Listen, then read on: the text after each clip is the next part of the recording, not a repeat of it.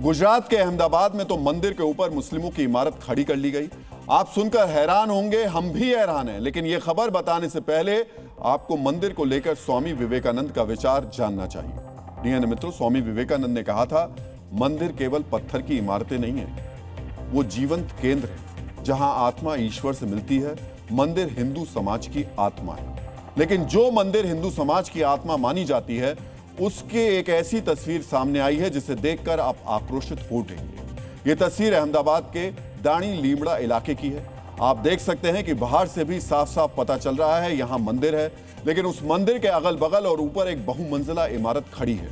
सनातनियों के आराध्य स्थल की दुर्दशा की ऐसी तस्वीर आपने शायद ही देखी हो। सोचिए, जिस पवित्र मंदिर में भगवान की दिव्य उपस्थिति होती है, उसे एक इमारत बनाकर ढक दिया गया।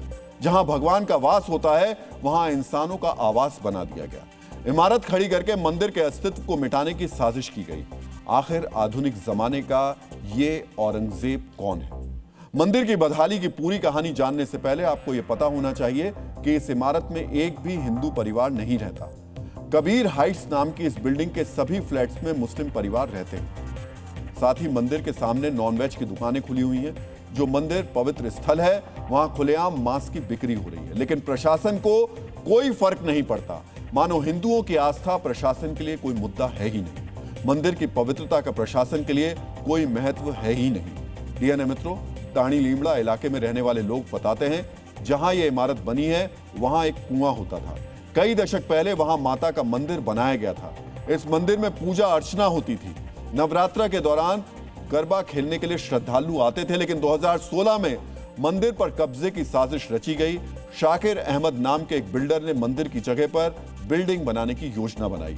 कहा जाता है कि उसे किसी ने जमीन बेची थी, लेकिन गांव की सार्वजनिक जमीन कैसे बेची जा सकती है? जहां मंदिर है, उस जमीन को कैसे बेचा जा सकता है? स्थानीय लोगों ने बिल्डर की योजना का विरोध किया, लेकिन प्रशासन हाथ पर हाथ धरे बैठा रहा।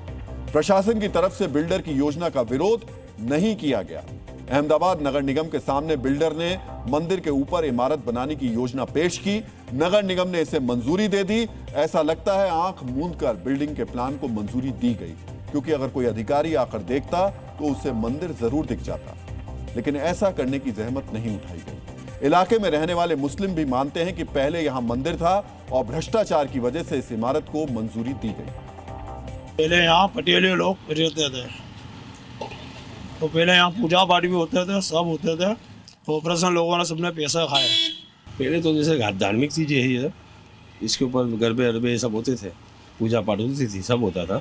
और पहले यहाँ क्या किस तरह के गरबे होते थे? मंदिर में कोई पूजा? हाँ, सब होता था। ये बिल्डिंग कब बनी, आपको कुछ पता है?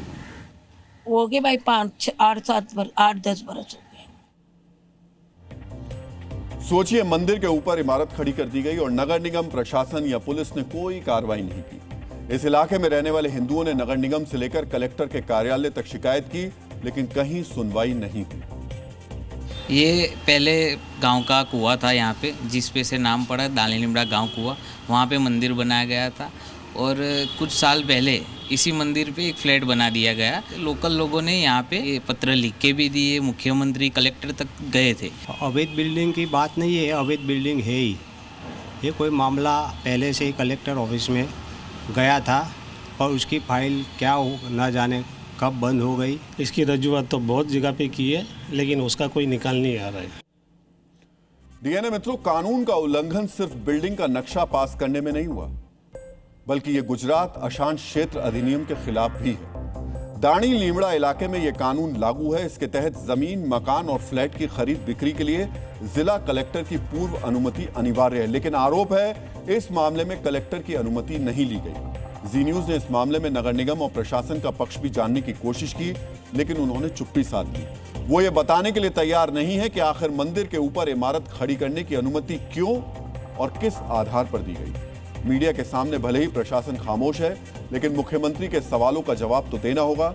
डीएन मित्रों, मंदिर के ऊपर इमारत बनाने के इस अजीबोगरीब मामले में गुजरात के मुख्यमंत्री भूपेंद्र पटेल ने अब जांच के आदेश दे दिए।